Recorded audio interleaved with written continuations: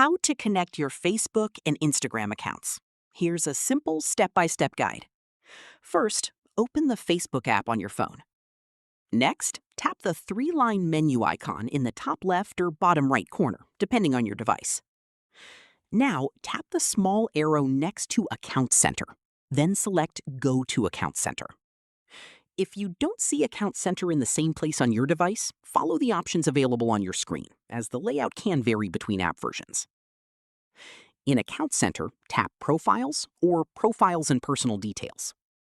Then tap Add Accounts and select Add Instagram Account. Here on my device, you may not see the Instagram option because my Instagram account is already connected.